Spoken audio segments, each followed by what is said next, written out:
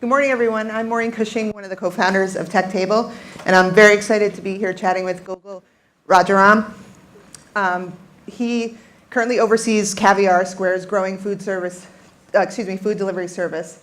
Since joining the company in 2013, Gokul has held several leadership positions across the company and has led software development for Register, Square's full-service point of sale that offers a powerful way to run an entire business. Gokul, we are so thrilled to have you. Thank you. And we're going to just watch a brief video.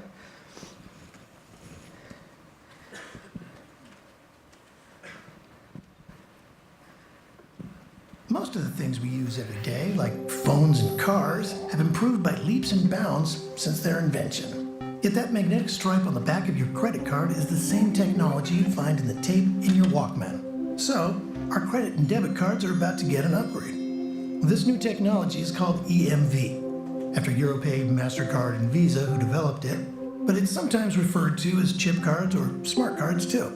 These new credit cards will look just like the ones we use now, except for the little chip embedded in the card itself. See, that little chip is actually a tiny computer/guard dog, and it makes counterfeiting much more difficult. Unlike magnetic stripe cards, chip cards create a unique transaction code every time they're used. The card is dipped and left in place as the chip and reader agree on a secret, one-time only password which can't, say, be copied by a bad guy. Now, while the U.S. is first in a lot of things, like moon landings and rollerblading, we're one of the last countries still using magnetic stripe cards, and it's costing us. The U.S. is home to roughly a quarter of the world's credit card sales, but nearly half of the world's credit card fraud. And credit card fraud isn't a pie we want the biggest slice of. So, Americans are being issued chip cards, and if you're a business owner, you'll need a way to accept them. So we'll come back to that in a second. I thought we would start with, Square was the company that literally gave the ability for us to take payment wherever you are, small vendors, large vendors. So I thought we could start with you telling us a little bit about Square's history and how it came to be and the type of businesses that it services. Absolutely, Maureen. So Square started out, like you said, with our iconic card reader that allowed anyone to take payments anywhere. Essentially, we democratized payment processing, accepting credit cards. Our next product was what we call Square Register, which is a point of sale that allows business owners to manage their business. It allows them to look at analytics around their sales, allows them to track inventory, manage their employees, essentially run their entire business through one app.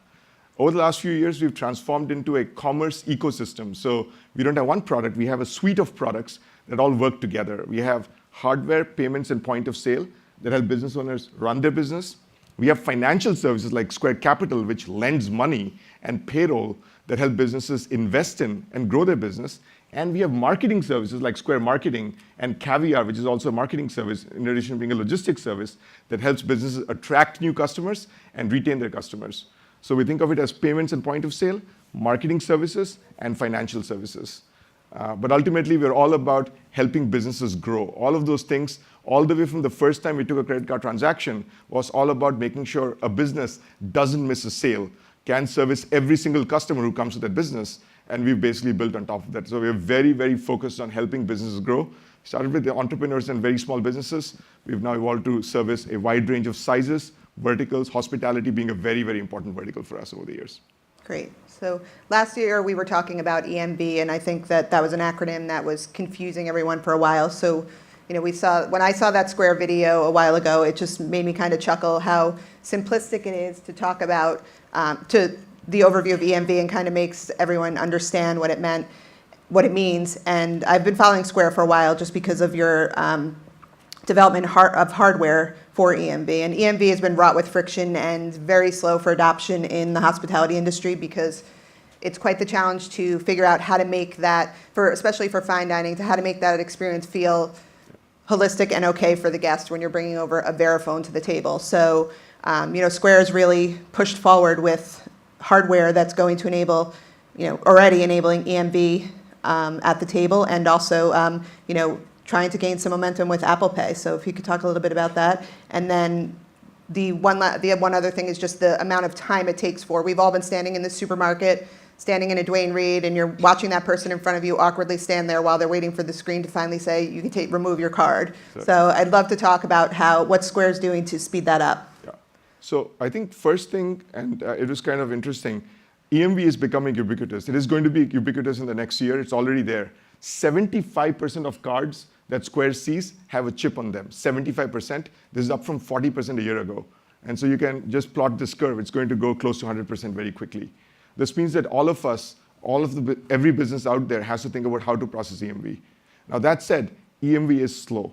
It's not fast. It's secure. So the reason it's slow is what we saw in the video. There is a chip on the card. The chip has to boot up every time, has to talk to the network, and it's a fairly complex protocol, and then it has to boot back down. So it takes, can people guess what the average time is for a chip card to be processed? It's 10 plus seconds. It ranges from 8 to 13 seconds. And you don't want payments to be this impediment where you're dreading making that payment. Our philosophy is payment should be seamless. It should recede into the background so that the real work of hospitality can emerge. So we are all about giving time back. So for the longest time, we released our contactless and chip reader about a year ago, and it is, we believe, the best designed and most powerful reader out there. So you, in hospitality, can actually feel proud of taking the reader table side. We see a lot of restaurants using the Square reader table side because unlike an old school terminal, which is pretty ugly and doesn't look good, you can actually feel proud of being associated and having this enhance your brand. But just as important, the brand is one thing, but how's the performance? So this week we announced that we have lowered the processing time for EMV cards or chip cards in Square or Square Reader to 4.2 seconds from 5.7 seconds. That's a 25% reduction. So, and the reason we are able to do that is because we build our own hardware from scratch.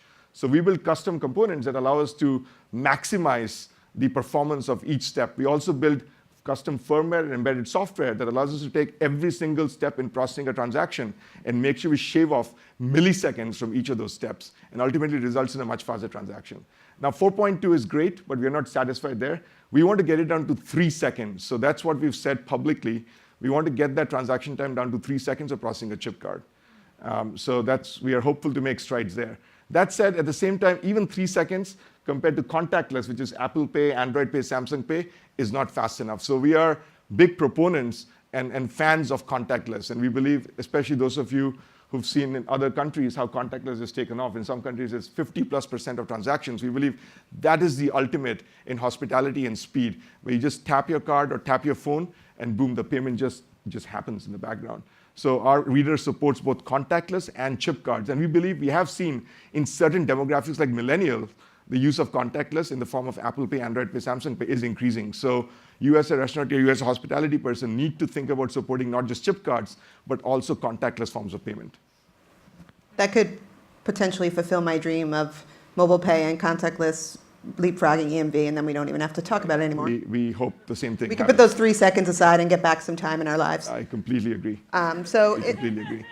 In the hospitality industry, we're constantly talking about the guest experience, and I'd love to hear more about how, clearly we all know from using Square that it's a great experience with your global database that you walk into a new coffee shop, and if you're using that card, you're automatically emailed your receipt, so thank you for that. But I'd love to hear more about Square's roadmap for the guest experience. I love that the tagline for this conference is high touch means high tech or meets high tech. High touch I think of as hospitality, as really the personal experience that you expect when you go into an establishment. And the way technology can enhance hospitality is by making the experience more personal. And like you said, it's through data. It's through data around the customer, around their preferences, around not having to have them say the same thing 5, 6, 10 times. And so last week, we launched Card on File. What that means is you give your card once to the business owner, they save your card securely on file, and then you can just refer to it later without having to take your card out again the next time. So I can walk into a bar, I can order a beer, and if I walked into it earlier, I can just say, put it on GoCo. That's it. So this removes, again, a lot of the friction that happens in the payment back and forth. Our job, as someone who looks at payments, deal with payments on a daily basis, is not for us to be front and center. It's for us to recede into the background. It's for us to not be there. It's for the buyer and seller to really interact, to have that interaction that leaves both parties feeling good about it. And the payment needs to do its job, but do it silently in the background. So Card on File is a big enhancement there. In Caviar, which is an online service, obviously there's a lot more interesting data around dishes, around items, around restaurants that you can order from. And so we use a lot of machine learning to understand what is the next item, what's the most likely dish, what's the most likely restaurant you're going to order from, and recommend things. But a combination of data and technology can really help personalize. I think personalization, which is through CRM, which is through things like card on file, machine learning, can really help us take hospitality to the next level, online and offline. That's great. So I've read a lot about guest metrics and what you've been doing with Facebook. Can you talk a little bit about how you've been measuring people's responses to Facebook ads? Yeah, I used to work at Facebook before Square. And one of the reasons I joined Square is I saw something that literally no other company on the planet has, which is the ability to build a closed-loop marketing platform. What I mean by that is you can run a digital ad today, but as an offline business owner, there is no way to attribute whether those people came into your store or not unless they use a coupon. With Square, because like Maureen said, we collect receipt data, we actually have, in a very privacy-friendly way, data around your customers. And we can use that to help you figure out whether your marketing campaign resulted in people coming back into your store, and more importantly, whether they bought something or not, and what the true ROI is of the campaign. So that's what Square Marketing is. It's a closed-loop platform that allows you to see the impact of your marketing. As part of this, we launched an integration with Facebook Ads, where a business owner can create a Facebook campaign, build an ad, run the campaign, set up targeting, and do billing all through Square without having to go onto Facebook. We create and run the ads. And then most importantly, they can measure what happens. Do the customers who see the ad come back? Do they spend more than customers who don't see the ad? What happens? And so we've seen really good results. One of the most interesting things that we saw was that a lot of businesses with Facebook ads will offer a coupon or a promotion, but up to 35% of people who come back into the restaurant after seeing the ad don't use the coupon while purchasing. So they see the ad, and they see the ad, the coupon, and they come into the restaurant, but they don't end up using the coupon. So their ticket size and their spend at the restaurant is actually much higher. And more importantly, you can track exactly what the return on investment is of your campaign on Facebook. And so we very much believe in accountability of marketing. And obviously, a business that is completely online can almost 100% measure, not fully yet, but mostly measure how their ROI is. The businesses that can't are people whose business depends on customers coming into their store or guests coming into their establishment. And that's what we're trying to do. We're trying to build a closed-loop marketing platform to serve those businesses, to help them figure out if they spend $1 online, are they making $2 or $3 or $4 on the other side? Are they seeing that? That's great for especially the smaller merchants. Smaller and bigger. I mean, turns out at Facebook, we used to work with the largest retailers. Turns out no one had any data on their customers because no one can collect it at scale. People have loyalty programs, but as you know, loyalty programs only have 5 to 10% of your guests. The remaining 95%, you have nothing on them. So it's not even size. It's literally, there's no ability to collect. And so through the receipt, we are able to collect data at scale across the network. So anytime you join the Square network as a business, you get access to all the receipt information on your customers that's being collected by all other businesses, the millions of businesses across the Square network. So if I sign up with a Square business and I enter my information and I use my card, next time I go to another Square business, even if I don't enter my information, that business will have access, again, through Square in a very privacy-friendly way, information to that customer, even though they didn't enter that information at the second business. And so that's the power of the network. It's truly a network effects business on marketing. That's wonderful. So I know that we were running late on some other panels, so we're trying to be respectful, catch up on time. I actually had to slow down my speech. I'm a true New Yorker. So I would love to talk about, since it is a hospitality conference, I don't want to step away without talking about what Square's roadmap looks like for a little bit more table management in the system and how, what your plans are. Yeah, so Square is already used in a bunch of restaurants around the country, a lot of QSRs and increasingly a lot of FSRs. We do believe that one of the biggest things that's broken in restaurants is that the front of house and the back of house don't communicate with each other. The front of house experiences are not great. So we're working on enhancing our restaurant point of sale to fundamentally add new features to the front of house. This means table management, course management, seat management, and more fundamentally, the ordering experience itself. We believe the ordering experience can be more intuitive, can be more conversational, and not the whole notion of a modifier that you enter in a very mechanical way. We don't think it lends itself to a good ordering experience. So we are fundamentally revamping that. At the same time, we're also revamping the back of house. how the kitchen works, how the relationship between the front of and the back of house works, how the chef-server relationship works, how all of those things can be streamlined, and how front of us and back of us can be talk better and have a seamless platform. Most importantly, we believe in the power of mobility. Square from day one has been a mobile platform. So we believe mobile and table-side ordering and table-side transaction can dramatically change the guest experience, because we believe one of the most painful things you have is when you give the card at the very end and then the person goes away, then they bring you your card back, then they go away again. And so it's like this multi-step process which really can be much more streamlined and much better.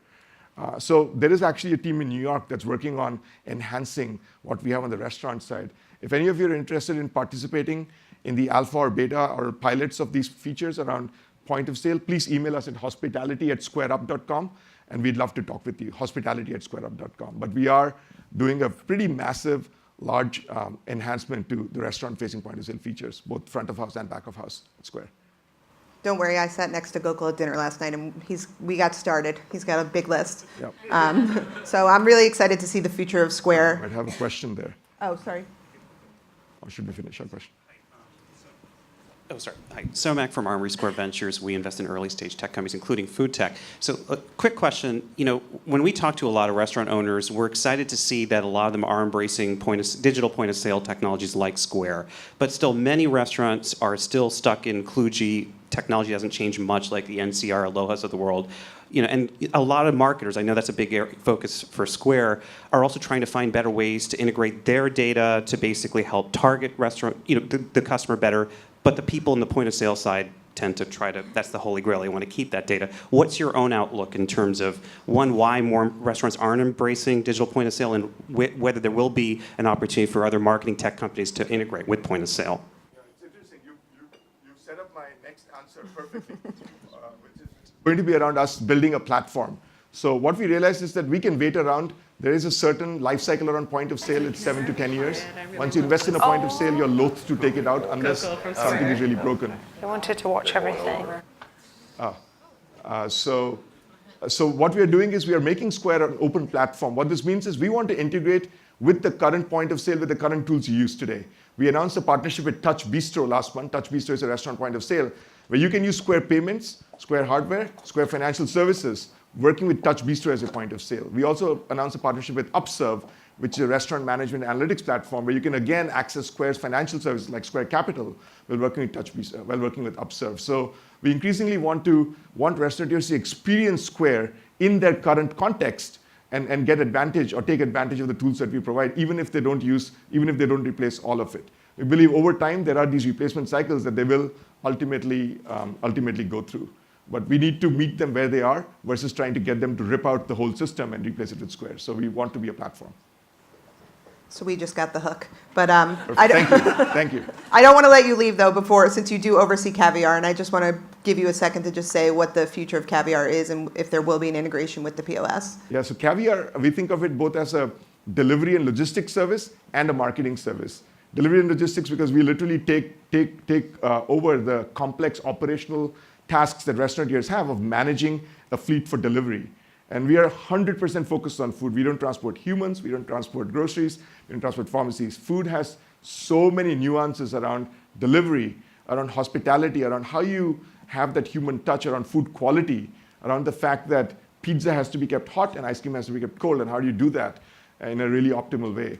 So really focus on quality. But the other one is a marketing service. A lot of restaurants initially, when they start using delivery, they're like, does it really move the needle? Is it cannibalizing my current customer base, or is it driving new customers? And turns out, time and again, we see that when restaurants use Caviar, they get new customers, their sales increase. And one of the reasons is because Caviar doesn't have distance caps. So many restaurants, especially in New York, do their own delivery in a hyperlocal environment where a couple of neighborhoods, they'll do their own delivery, but they use Caviar to cover the whole city. So we're sitting on 29th Street. You can order from Italy in one World Trade Center, or you can order from Kefi on West 85th Street, sitting here. Or if you work on 85th, or if you work in the World Trade Center building, you can order all the way up from Grand Central or even 85th Street. So we literally give you the whole city to order from, and that we see that a large percentage of our orders come from more than 2 miles out. So these are absolutely people who would not have come to the restaurant otherwise. So we really encourage you to look at delivery more seriously if you haven't. And again, hospitality@squareup.com, email address. if you'd love to learn about Caviar and would love to understand more about Caviar. Great. Well, thank you so much. I just wanted to say one last thing, which is I think payments, the number one thing that any of the payment technology provider use should not be about them. It should be about payments going into the background and about speeding up interactions. So when you look at payments, please try to, for your own customer's sake, for your guest's sake, for your diner's sake, evaluate vendors on whether they want to be front and center or whether they want you and the customer to be front and center. That's our philosophy in everything we do. We don't want to be in the middle. We want to recede into the background. We want the focus to be on the diner, on the guest, on their interaction with you. Thank you. Thank you.